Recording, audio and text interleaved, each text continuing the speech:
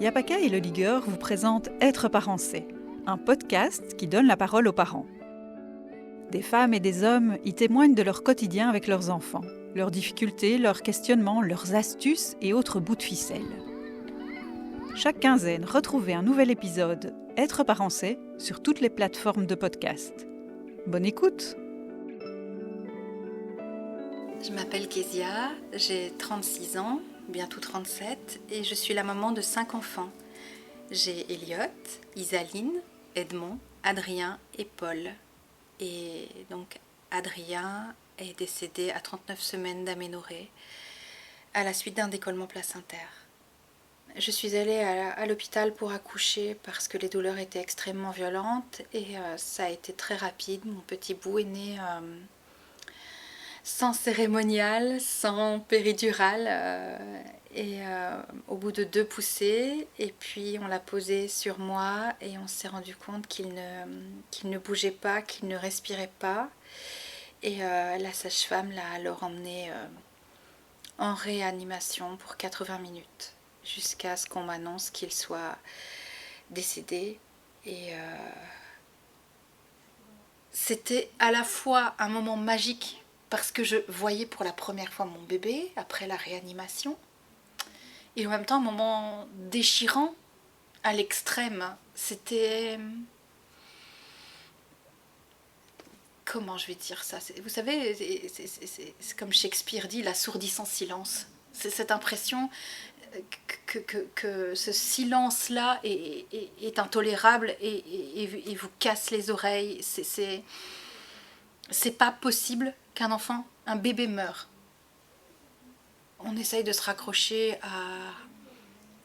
à du concret, à quelque chose de réel. Et moi, j'ai appelé presque tout de suite Marie, ma doula. Elle est entrée dans ma vie 15 jours avant la naissance d'Adrien parce que j'avais des angoisses et elle m'a aidée à trouver des solutions. Et elle a été mon phare pendant tout ce chemin. Elle ne m'a jamais donné de recette, elle m'a écoutée. Elle m'a écoutée dans ma colère, dans ma tristesse, dans mes moments de joie, ce qui était même un peu indécent. Marie, ma doula, a vraiment été une indispensable. Ce qui m'a permis de tenir finalement, c'est un petit combo de toutes ces choses.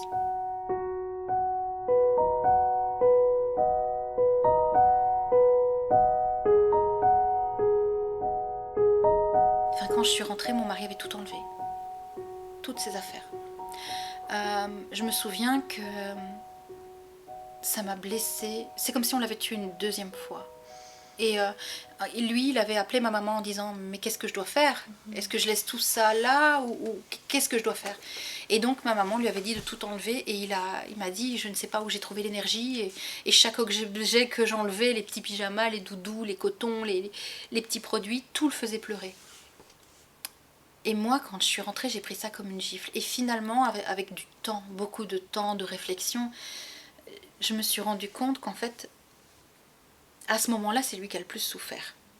C'est lui qui était à la maison face à ses enfants. Et moi, j'étais avec mon bébé, j'étais encore dans cette espèce de bulle. Et finalement, c'est, je pense, la plus belle déclaration d'amour qui m'ait faite. Il a voulu me protéger. Il l'a fait pour moi. Et je ne sais pas si moi, j'aurais eu la force de faire ça après. Et je me souviens que mon grand de 8 ans pleurait beaucoup en disant « Bébé est mort, je veux bébé, je veux bébé, je veux bébé ». C'est le seul qui a vraiment compris. Ma fille de 6 ans, elle était en colère. Une colère froide, très froide. Et mon petit, qui avait à l'époque 2 ans et demi, mon mari m'a dit « Oh, il ne comprend pas ». Mais si, il avait compris. Il se promenait dans la maison avec une poupée en disant « Maman, prends bébé, bébé pleure ». Et un jour, je devais envoyer la photo au marbrier pour la pierre tombale et je lui ai montré la photo d'Adrien. Et je lui ai dit, regarde, c'est qui ? Il m'a dit, c'est Adrien. Et je dis, ah, et il est où Adrien ? Il m'a dit, bah, il est dans ton ventre. Et je dis, ben non, Adrien, il est sorti du ventre de maman et il est mort. Et il m'a regardé, il m'a fait, il est mort ? Je dis, oui, il est mort. Il est mort. Et il est parti, il n'a plus jamais promené sa poupée.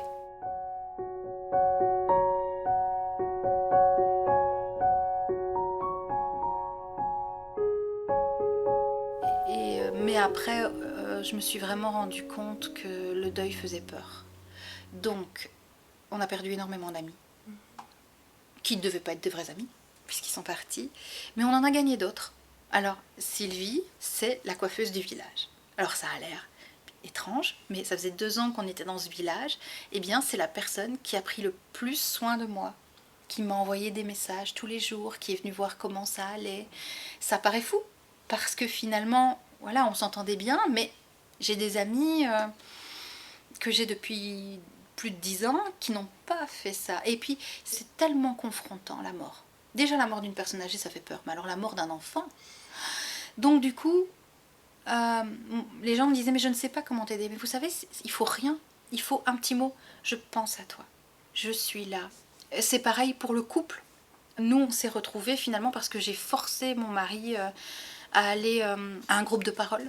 Voilà, donc il y a une association pas loin de chez nous qui s'appelle Nos Tout Petits à Lille. Il y a Spama qui s'est installé ici à Bruxelles. Et Nos Tout Petits organise des groupes de parole, mais ça nous a vraiment beaucoup aidé d'avoir voilà, cette espèce de famille de deuil qui s'est créée, puisque ces mamans-là et moi, on est restés très proches. Et d'ailleurs, je vais être la marraine d'un petit bout d'après. C'est pas mal, la permanente. Pendant des mois, on s'est appelés tous les vendredis.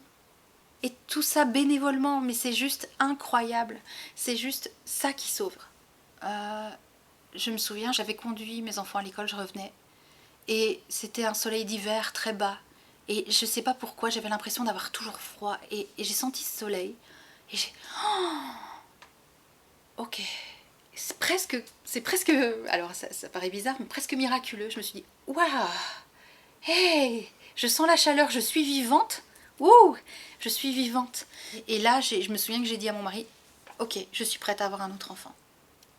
Bah, j'ai été bien entourée par ma doula, par ma psychologue. On a beaucoup parlé avec Sabine, par mon mari.